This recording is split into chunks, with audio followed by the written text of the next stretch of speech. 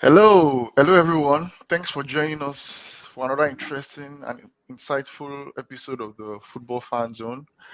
So today we have another special guest in our midst. I would like him to introduce himself. I call him Big Malz, but he can do the introduction himself. So Big Malz, introduce yourself to our fans.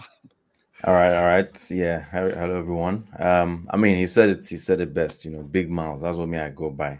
I don't know what the meaning is, but once upon a time, I was given that name and I adopted it, and it's been the same ever since secondary school. So yeah, happy to be here, man. Let's get to it. Yeah, happy to have you as well. Big Malz is a huge Arsenal fan, so I'm sure he's getting ready to I love it. I as love it. Of course, of as course, of he's course. getting ready to sink his teeth into all things Arsenal. We also Chee. have Adams here as well, the host of the show. Adams, Hey if man, if you nice, want. nice to be back. Nice to be back on with you, Pizu. Last episode was a blast, and happy to be in the midst of an Arsenal fan. If you don't know, I'm a Chelsea fan, but right now you guys have the bragging rights, so I'll let you have it. I'll let you have it for this show. Hopefully, we can bounce back in the future. But man, we'll be glad to have you, Big Mouse, on the show. That's All fine. right, all right, all right. Thanks very much, Adams, for that. Okay, so let's dive into it. So we're going to look into the weekend result from the EPL. Some very interesting, controversial results. So Man City lost their game, 2 goals to 1 to Wolves. Arsenal won their game, 4-0 to Bournemouth. Liverpool lost controversially, 2-1 to Spurs, and a host of other results. Luton Town got their first victory of the season. Good victory for them on the road against Everton, and a mix of some other results as well. We'll also be getting, but since we have Big Mouth with us, an Arsenal fan, let's start with Arsenal. Let's have his take on how he saw the game, what impressed him, and going forward for Arsenal, what is the target? Where does he see Arsenal finishing? So Big Mouth, over to you. Okay. All right. Let me just start off. Overview of the game. Right. To be very honest, I thought they played very well. I don't think there was really anything lacking, and I honestly thought Arsenal was going to bust that game from start to finish. Like my prediction was that okay, fine. We win like 3-0 or something. Yeah. I didn't expect Bournemouth to score. I think looking at last season's fixture, I think if I'm not mistaken, that's the fixture where we were actually wearing this jersey, where Saliba scored and some other, Yeah, what's it called? I figured it was going to be something similar. Arsenal, the way they played the game before Tottenham, you lose the ball and you get it back immediately, right? You can hold the ball. You don't need to score all the goals in the world, but just know that eventually the goals will come. You hold the ball. And that's exactly what they did. The goals came in. I'm actually happy for Havertz that they gave him the penalty and he actually converted Finally. it because yeah. we've been waiting, man. I'm not even going to pretend like I've not been waiting to see this guy at least pop. Even if it's penalty, at least let him score. They do 007. You already know the story. I don't like it. Don't be doing that to my players, I beg, please. You can do it to somebody else.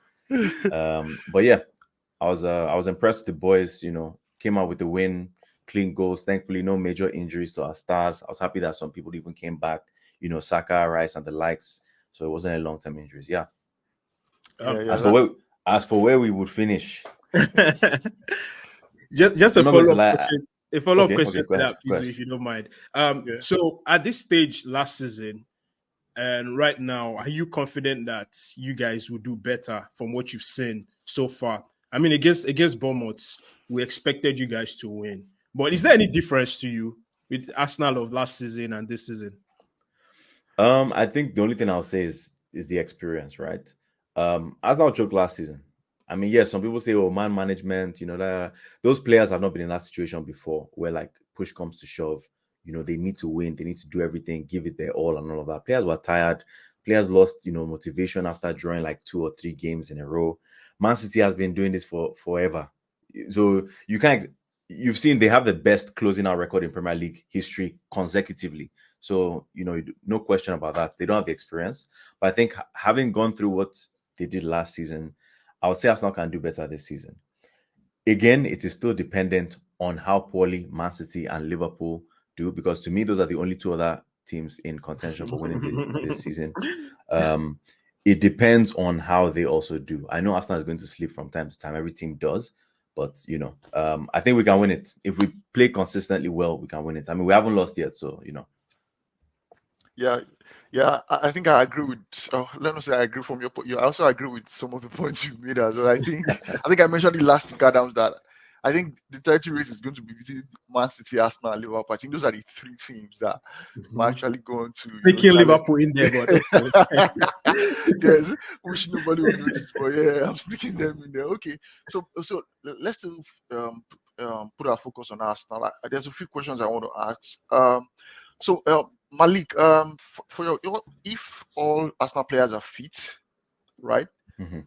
Let's start up front. What would be your ideal front three? Like if everybody is fit, what is the ideal front three? I've always seen Arsenal fans argue. My brother will also text me. He's an Arsenal fan, so he always texts me. Mhm. Oh, if he likes Jesus, he doesn't like Nketiah. So what is your ideal front three? And for the goalkeeping situation, Raya or Ramsdale? Let's go. Okay.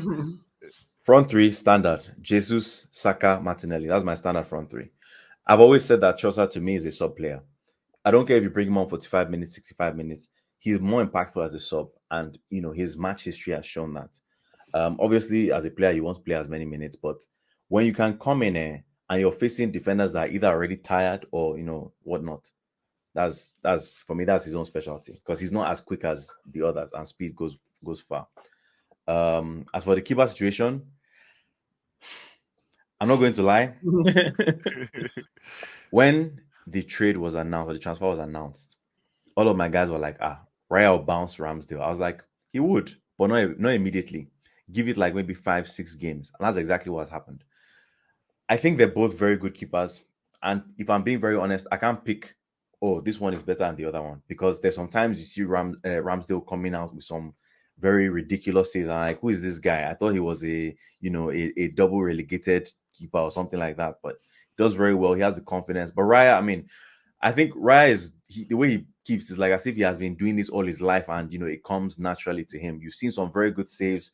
I mean, jumping backwards to save what's it called, that attempt against against Spurs, if I'm not mistaken. He had a couple of good saves yesterday. So at the moment, man, if we're going based on form, yes, you say form because he's the one that's keeping, right? But I'll keep Raya in there, man. Let's see if he makes a mistake and bring back my boy. But for now, let's manage it as it is.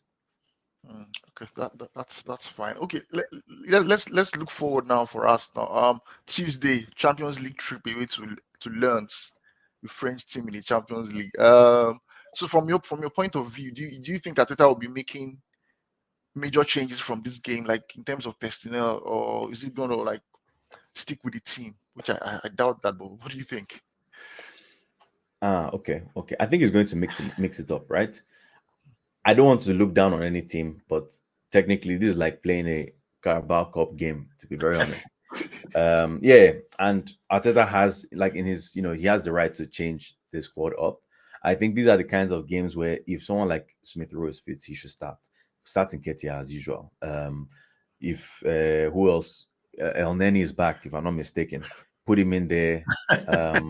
Yeah, just let the guys that don't normally get hours play and put Ramsdale. Start Ramsdale, let him keep. Because there's no need to say, oh yeah, right, I'm gonna keep this game. There's no need. And I don't want the case where we have two good keepers and we lose one, and the keeper that we now keep starts misbehave. We've seen this in the past. One of them went to go and win World Cup. I'm just saying. And the other one is, where is he, Fulham? And he's not even starting anymore or something like that. But okay, he's starting. But I don't want another of that situation. So yeah, you should mix it up. So you think long term you guys will keep Raya and Ramsdale? Yes, because anything can happen.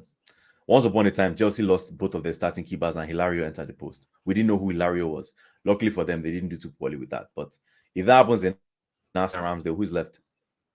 Messi?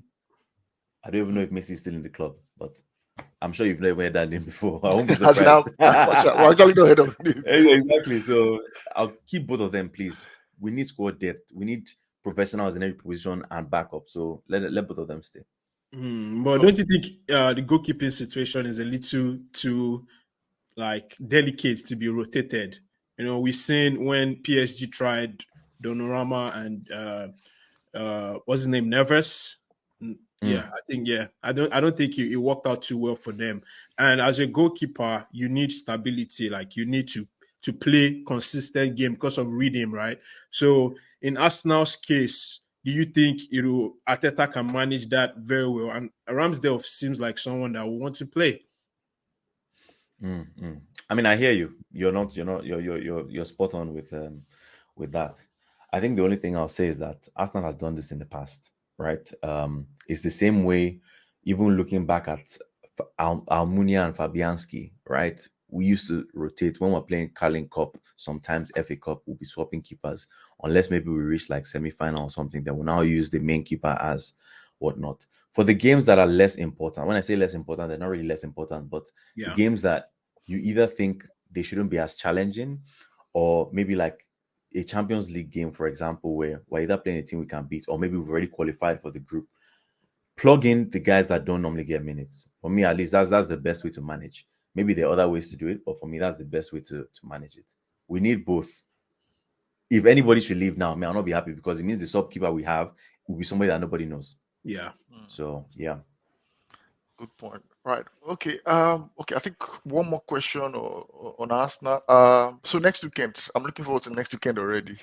You know why? I think you know why I'm looking forward to next weekend. It's Arsenal versus City at the Emirates next weekend, and we'll touch on City a bit later on. But I know Arsenal don't have a good record at home against Man City. I think if we lost like your last 3 games against Man City at the Emirates, but this time there is no Rodri, there is no De Bruyne, and Arsenal seems to be on the up. So do you think it's time now for Arsenal to beat City at the Emirates next week? Honestly, or how do you see the game panning out? Honestly, I think City games for me are the hardest to predict, right? Like you just looking back the last maybe 2-3 years, right? The games that we've played that we've beaten City, maybe like a semi-final game in FA Cup or something like that. Yeah, I remember. Those are the games that I thought, I guarantee we'll lose this game now. And the next thing we'll come and win like 2-1 or something like that. And I'm like, okay, maybe. To be honest, I don't know how to predict this game, because yes, we have the personnel, but City is City. And notice how a lot of the times when Arsenal plays City, is after City has either lost a game, they've drawn a game, or something has happened. So it's around that time when they're like, oh yeah, who are the next guys that we can beat? Then I say, Arsenal, normal now, let's play these guys. And they'll now go and play soccer like they've never played before. Like maybe they're playing Champions League final or something.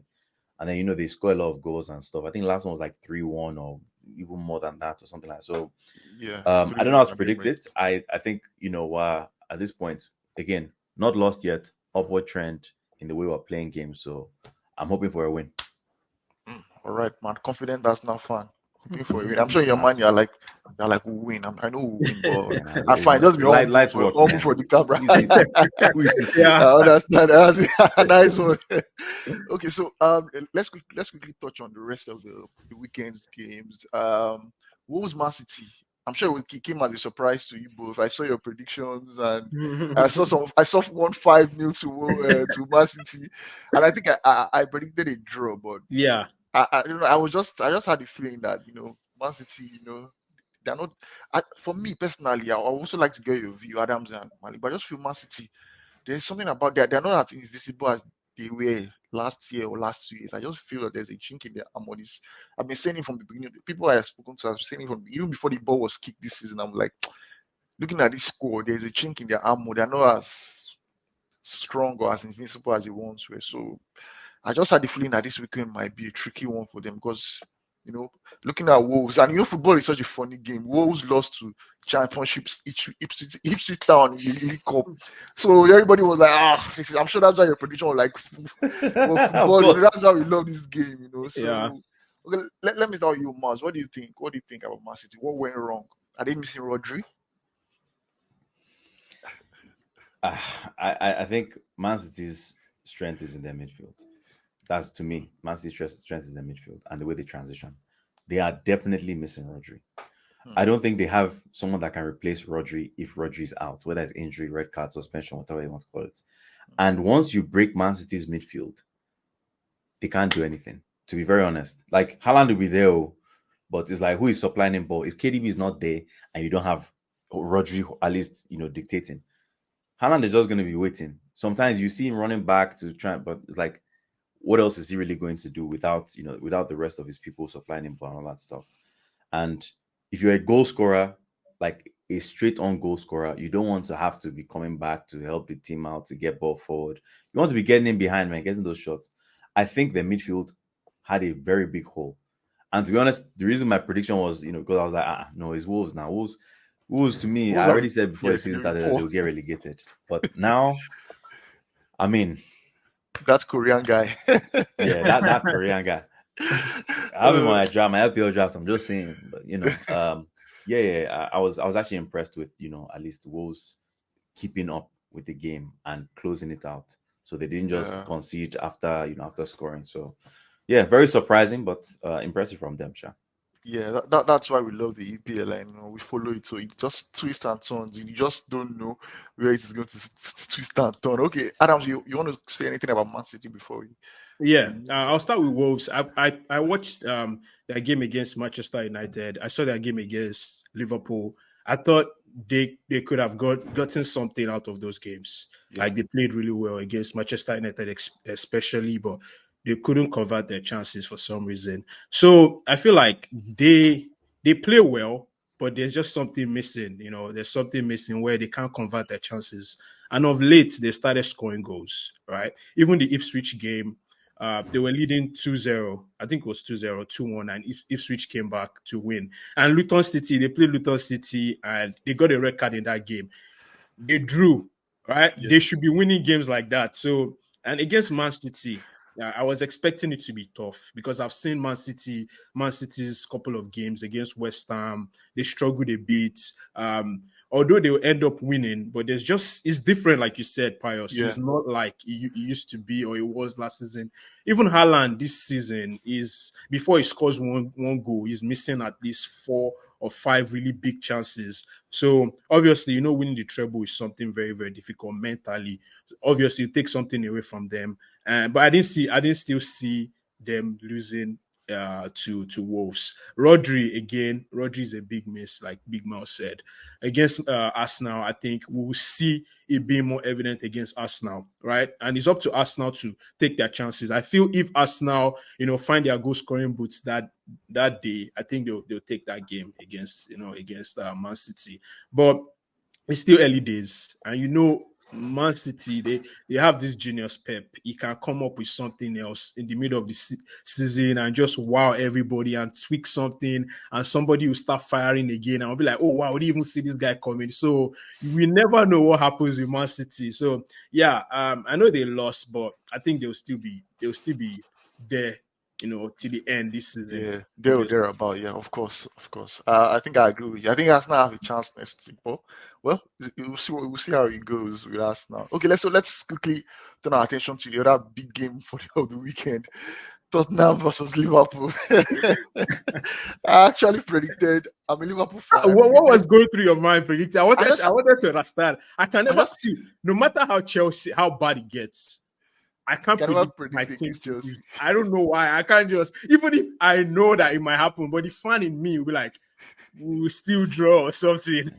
Yeah. I was just trying to be objective, let me just but I just had the feeling. I just had this very awkward feeling that, like I mentioned during the last show and some other time, that I just felt this is in Liverpool. We've been conceding chances a lot, and I just feel that at some point, I just thought Tottenham are in good form and they look like they're a team that can take their chances. And at the end of the day, they won the game, but not the way I thought they would win the game. I was bewildered by the decisions. An offside that was never an offside. Fine, I think the Jones red card was, I could see why that was given as a red card, But the Diego Jota sending off, I think for me it's also 50-50 as well. I just felt Jota himself has himself to blame as well. You're on a yellow card. Why are you lunging into a tackle like that? I think the first yellow card was my problem. The first yellow card wasn't a yellow. It wasn't yellow. Well, after that has been given, why lunge into a tackle when you're already on a yellow card like that? So it just felt like everything went against us. And when you just thought that, okay, we're holding on for the draw at least, just to take that draw away, and then we just lost. It's just that's football for you. It can be very harsh it can be very harsh at times, you know. But I still feel that it's fine. We'll pick up ourselves. The team has shown real tremendous spirit, you know. Fine, we have some injuries and suspensions now, and we're playing Brighton away next week, and another tough game. But I'm confident that we'll pick up ourselves and we'll be fine. Do you guys have okay, Miles? Let me start with you. What do you think about the game and Liverpool's chances going forward? Okay. Well, honestly, I thought Liverpool was going to win. One thing I know for a fact is that in my mind, Tottenham is always going to concede. Obviously, I'm saying this because I'm an Arsenal fan and they are rivals, but Tottenham has defense. They've always had defensive issues, irrespective of who they put in. At some point, you just see that there's a massive hole, and if you're the kind of team that knows how to score goals, you should take that out. I predicted a 3-1 win to um, Liverpool, Liverpool. but the refereeing was actually very horrible. Like, it was really bad. And I don't want to get too much into refereeing because, to be honest, I don't know what a whole PG Mall statement is going to do for anybody. Like, I don't care if you're apologizing. I've lost the game because of you, and I'm not getting anything. Meanwhile, a team is benefiting. So it was what the offside one. Again, I'm a huge fan of VAR, but then VAR is there because you're correcting mistakes that were made. You don't use VAR to make mistake. So it's Doesn't anyways. add up. Yeah. Yeah, it doesn't matter. I think yeah. So I want Even to see the explanation the PGMO gave in their statement. And okay, there was even outside the statement there was some kind of subsequent follow up that there was a miscommunication. The VAR people thought the referee had given the goal, and so they thought the goal was given. So they said, okay, check complete that the goal should stand, and it doesn't even make sense. Like, okay, so Makes if no sense. Yeah. you thought the goal was given, then why you saw them giving a free kick to Tottenham, why did you quickly speak to the referee and say, "Oh, And sorry, say say, that that's not the because call because I the was ball watching had this, not resumed play. yeah, So why not change the call? But quickly before you know." but yeah, Well, that I mean that's long it, story short for me. I think the it, refereeing sold the game. I think Liverpool would have won that game. You've seen Liverpool play with red cards this season already, oh yeah, my and God, they're playing like as if they have 12 men when they have red. I'm like, stop this rubbish because I don't understand. That's why I was confident. I'm like, if you give them their full team, they're going to win this game. They had a red card. They continue playing well, but then unfortunately the game ended the way it did. Someone trust me. said Liverpool have been practicing for years because they've been playing with Anderson. And but our captain, they should not speak ill of our captain, you know, Yeah, you have legend to respect the legend. Henderson. Okay, all right. Okay, Manchester United quickly. Another weekend, another loss at Old Trafford again for them. Manchester United. I don't know. I don't know. They won in midweek against Crystal Palace. The same Crystal Palace. Funny enough, in the Carabao Cup, only for them to come and lose this weekend in the Premier League. So Manchester United. I've been thinking. I'm scratching. I don't know what the problem is with Manchester United. I can't place my finger on it. Is it the manager? Is it the players? Or is it that there's disharmony in the squad? What do you guys think? Okay, let me start with Adams this time. Adams, Yeah. quickly. I think a lot is just going on. A lot of wrong things are just going on at that club. There's just too much to unpack. We can start talking about Sancho. We can talk about the Anthony incident, the Greenwood incident. There's just a lot for them to cope with, right? And then a lot of their fans always say, "Oh, nobody talks about our injuries. We have players out injured." I know, right? But I still don't see with those players being fit, right? I think those players will definitely give something. But I think it's more than that, right? Even Manchester United from last season, there was this period where they had this run and it was really terrible. But because of the other teams that were in and around the top four spots, they still managed to pull some results together and get through. And another thing is when you look at the quality of that football, like it's not impressive. Even the games they win, right? They have a certain way of playing where it's like I'm not really captivated by the way they play. Like I was talking about other teams that lose. A team might lose. Like we talked about Liverpool, and we still saw something, right? We know that just give it maybe 2 more games or 3 more games. When they find their rhythm, they will be good, right? But Manchester United, even if they win, there's still something lacking. They won. What's their last game in the Premier League that they won 1-0? Burnley 1-0. Burnley, I was not impressed by that, the nature of how they won that game. So I Yeah, think the alarm bell is starting to ring for Ten Hag. Manchester United is a massive club. The fans expect a lot. And he did well. but there's a level they expect him because he has had 1 year with the squad and he had opportunity to bring some players in. We can talk about Onana, we can talk about Rasmus Højlund. That to me is still very iffy, right? Coming to the Premier League and being the number 9 for Manchester United. So there are a lot of questions that need to be answered by Ten Hag. I think by January, if he doesn't turn it around, we'll start asking questions. Yeah. So quickly, Adams. Sorry, Big Malz. You want to quickly chip in on Man United before we? I mean, he has said most of it. To be honest, I don't think. For me, I would say yes. Ten Hag took United third last season, right? So and he got Carabao. So at least Cup, yeah. he has some things going for him. But then the way I look at soccer is my team improving like the way they're playing. I remember when Arteta came in, okay, there's some things that I'm seeing that okay, Arsenal is doing this differently. I like it. Man, you had the same. To me, they had the same change when Ten Hag came in. You saw Man U running around the wing and doing cutbacks. It wasn't always send long ball to Rashford, send long ball to what's it called, or pass to Bruno and just pray that he scores. To be honest, I think Man U has defaulted back to their old way of playing. You don't see the creative aspect of Ten Hag's play anymore. Like you don't see it anymore. I think yes, the external drama has a lot to do with it. Man U is always in the news now for one either scandal or something else or whatever, and it's not good for the PR of the club at all, and the players are going to feel it as well. But also, I also think a lot of my players right now are subpar. I don't know why they didn't buy better last summer. You cannot end up with Johnny Evans and Maguire as your sub centre backs pairing. You can't. You can't say that you had money to spend and that would still be, your sub pairing. It doesn't work. Yeah. So I mean, it's a combination of manager, club, players. Just that combination is not gelling at the moment. Yeah, I agree with the points you guys have both raised. Okay, so quickly, there's a Monday night game tomorrow.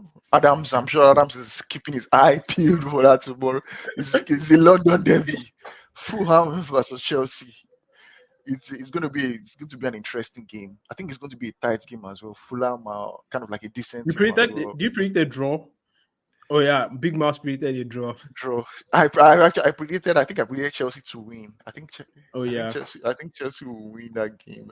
But Adams, as a Chelsea fan, what are you looking forward to tomorrow? What should Mauricio Pochettino change ahead of that game tomorrow? First of all, we have Jackson out because of the needless yellow cards that he accumulated. So it'll be interesting to see who starts up front. I'm predicting that we'll probably see a Sterling or maybe Palmer in a false 9 position because I don't think Armando Broja is ready yet to start a game.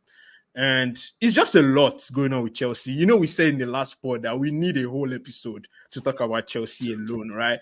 And any team will play, I'm never confident about, oh, man, I think we should be winning this game. Fulham, they've not done. They are missing, obviously, their striker, their talisman in, what's his name? I forgot his name. He went to Saudi. Yeah, Mitrovic. Yeah, Mitrovic. This season, they've been finding goals from other parts of the field, right? They don't have that, central figure that will get them, 10, 15 goals a season. So they've been struggling a little, right?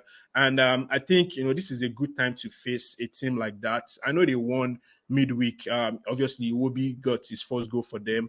But now, after winning against Brighton, which I thought we could have lost that game, right? Easily, we could have lost that game. First half, Ansu Fati had a chance to score. Joao Pedro they missed sitters. But second half of that game, we saw a different Chelsea. We saw Cucurella fighting, right? That's something that we've missed. Even if you don't have quality, right? That just embodies Chelsea, right? Even if the quality is not showing on that day, just show spirit, right? Try, fight.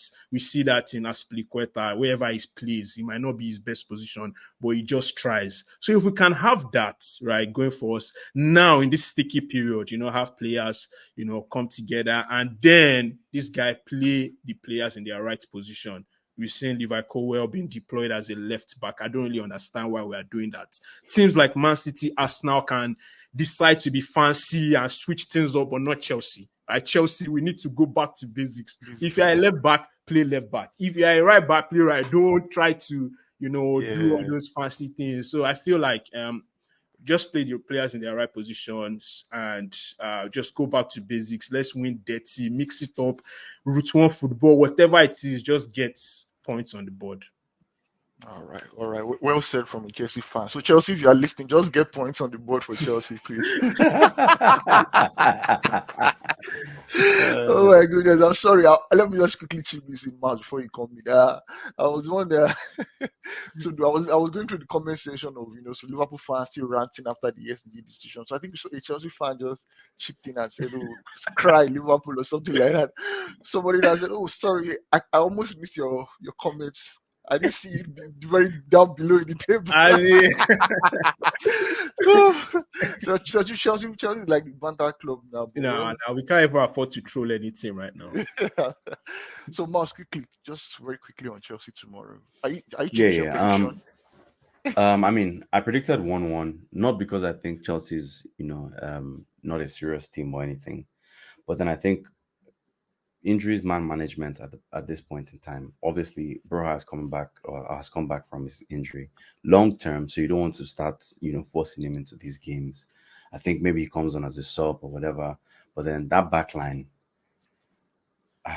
Chelsea's backline is, to me, is confusing, and they have this guy suspended now. What's his name? That got red card last game. Malo Gusto.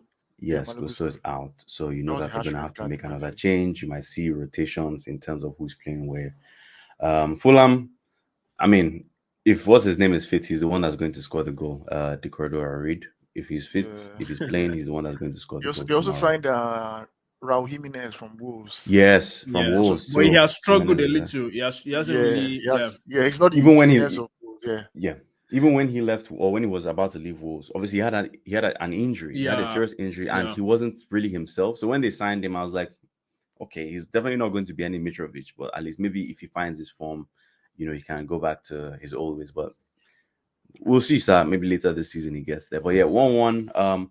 No idea who's going to score for Chelsea. Is if Modric or someone like that is around, or Palmer if he's playing.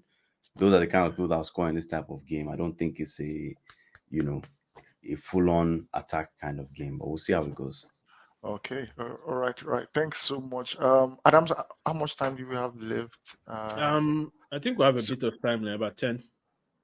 Okay. I have some few questions for Miles, the Arsenal fan. I just prepared a few questions just to test your knowledge on your club. I'm an Arsenal fan. You're proud-ish. I'm going to fail. No, you're not going to fail. Come on. Okay, you'll be very surprised. Okay, let me start with the easy one. I think this should be easy for you. Arsenal's record goal scorer, and how many goals does that individual have? Okay, Arsenal's record goal scorer is Thierry Henry, right? Correct. Okay, and he has maybe I'm not sure of the number, like 178, 168, 78, 67, one of those numbers, something like that. Or if it's not that high, you now say 140 something. But it's one of those numbers. I know it's Henry, so yeah. Yeah, it's Henry. Yeah, it's Henry, and it's 228 goals. Yeah, I was like, you need to give him some credit, man. Come on, man. Like 200 goals for us. Henry, I think he has over 100 or something Premier League goals, right? Alone. Yeah, Premier League goals. Not less of like other all comps. Yeah, it's like 200 or something. Yeah. Yeah. Okay. Because I just remember him when he scored. I think maybe it was when he broke the record. Because I remember him wearing a shirt that had the number of goals that he had scored on his shirt. Maybe that's all that's in my head. But like I said, there's no question you ask that's easy. So no, the number of goals one is very difficult. Like I can't imagine anybody getting that. People get it. Yeah, there are a few people that will get it. Yeah, but it's a hard one. Okay, another very tough one is the Emirates Stadium. Do you know the stadium capacity for the Emirates Stadium? About 60,000 now. Fantastic. 60,704. Wow, brilliant. Yeah. Thanks. Brilliant. You know how many years I had to defend that the reason Arsenal was not buying players was because we built a new stadium. You think I wouldn't know the capacity of that stadium? Please. Okay, and the final one, another very tough one. record appearance maker for Arsenal and the number of appearances. That's very hard. That's too tough. Ah, Maybe you should give him some clues then. yeah. Ah, Give me a clue. What position did he play? I actually don't know because I actually don't know the individual as Oh, well. you don't know the person too? Oh, so okay. No, I When you don't say know. record, wait, I know the huh? name, but I don't know the year he played for Arsenal or what. So Okay. his name it starts with a D. It starts with a D, and it's Yeah, not like that. Is that his first name or last name? first name Ah, D. Last name is a L. are you sure it's not First name LD? is David. Nah. Okay, so it's When you David said O'Leary. DIL, I was thinking Lee Dixon, but I was like, Lee Dixon didn't even Uh, play as many games as Tony Adams. so What's it's his name? David O'Leary. David O'Leary played for. Yes, that's true. David O'Leary played for Arsenal. I remember him being a manager of. Which team was it in Premier League that he was a manager for at some Manager. point? Was it not Bolton or one of those Is it Leeds or Leicester? something like that? Yeah, this was very early 2000s. Yes, David O'Leary was Leicester, a manager yes. in Prem. Very I good. actually didn't know that he was the record Yeah, I appearance. had no idea of that too. I did not know that at all. Interesting. Right. Nice one, Miles. Nice one, Miles. Thanks for playing. So see that we still have a bit of time. Let me go your take, Miles, as well on Arsenal. What do you think? Where do you think Arsenal is going to finish in the Champions League? Are they going to finally win the Champions League this season? I saw one kind of like show or so podcast online when they were saying one of some fans were saying, "Oh, Inter Milan got to the final last year," and looking at their score, you're like, "Of to them, Inter Milan scored is not really like it's not like they were like for Inter Milan to get there, why can't Arsenal get there this year? What do you think?" Okay. For me, I always believe Champions League. When you get to the later stages, there's a lot of luck involved, right? When I say luck, it might be luck where referee either missed something, made a mistake, or whatever, because teams are playing at a very high level. So any small mistake can cost you, right? Maybe a wrong deflection or whatever the case may be. I think Arsenal at Arsenal's best right now is arguably the best Arsenal that I've ever seen. And I'm not even trying to be funny. Invincible's Arsenal was boring. I remember it very well. I was, I had my what they call it jersey, my O2 jersey at the time now. So, but Invincible's Arsenal was very boring. That's why some games you see 2-1, 1-0, 3-1, 2-0, those kind of stuff. This Arsenal possession attempts, easy subs, all that kind of stuff. I think Arsenal can go really far. I don't want to go and say anything like, oh, Arsenal will beat Madrid or Arsenal will beat Barcelona. This one that if Arsenal should meet Man City itself, I don't even know if we can win. So how can I be bragging? You get like this is the team that won the last Champions League that I don't think we can beat, in a regular league game. Talk less of maybe like a final, a quarter-final, semi-final. I honestly think we can reach the semi-final at the very least this season, as long as, no injuries, no serious injuries to the squad, like Odegaard, Saka, the key players that be like that they are the engine for the team. I'll say worst case scenario, we're making semi-finals for Champions League. If we see Bayern, we'll beat them. I'm convinced. It's not like the other years. That's nice. I think Arsenal is going to be in for a shocker this Champions League campaign because I've seen a lot of Arsenal fans like almost like speak less of the Champions League. Like, they always say, oh, Champions League is not that difficult. The teams that win Champions League are not the best teams in the world. They've had, takes like that, but I'm sure that this campaign, they'll find out why Champions League is called Champions League. Yeah. Fair enough. Yeah, and also looking at the game, I think on Tuesday against Lens, I don't know how well Lens are doing right now in the French league, but I've seen some I think that's the easy dub for Arsenal. Arsenal win that game. It's not that's the kind of talk that will make us now lose. No, you saw Southampton. what they did It's against Southampton and these guys that we drew with last season, games that we should have won. So I think I've stopped saying easy game. It's just maybe I'm expecting us to play very well, play very well, and hopefully you win the game. But easy games, I don't think they really exist anymore. There's an elephant in the room that we've not even addressed today. That's one of yesterday's games. But I'm just like, let me not say anything because teams that I'll think, they'll flog these guys, they'll beat these guys. Sometimes it flips the other way around. So yeah, man. We just have to hope that we play well enough to win. That's all I'll say. Yeah. I think Arsenal will win that game as well. Yeah. Okay, so Adams, you want to chip in any last thing before we? Oh no, I'm good. I think it was awesome to have Big Mouse. We hope very best for your team. And we Well, just we I'm would like sorry, to have I don't share that sentiment Adams, because I see Hey, Arsenal as my please. direct rival. So yeah. I'm I not mean, wishing them the best. we're not involved in anything this season. I just want So, to watch. I just want to watch beautiful football. I know Arsenal are not going to win the league. I know Arsenal are not win the Champions League, but I still wish them very best in terms of going very as far as they can get. I'm a Chelsea fan. You're not going to expect me to say, "Oh, Arsenal Of are my course. favorites to win." No, that's never happening. Of But course. very best for them to be able to get as far as they will get, right? yeah. And yeah, it was a a great pleasure to meet you and to share the stage with you today. Obviously, we hope that you can come back some other time. Absolutely, Likewise, we'll be happy likewise, to have man. you, and yeah, we'll be happy to have you. Hopefully, maybe by then Arsenal will be preparing for like a semi-final of the Champions League. I mean, who knows? And interesting fact, the Champions League final is in Wembley this year. Oh So, yeah, that's extra motivation for Did Arsenal. you did you did you say it's coming home? Is that what you said? Don't say that because anytime they say that, it never comes. Anytime they say that they lose. all right, Big Mouse, thanks for coming on. It was nice, it was interesting, it was insightful. Good. Take care. Yeah, thanks so much, guys. All right, man, guys, don't forget to like, subscribe, and share all that good stuff. See you in the next one.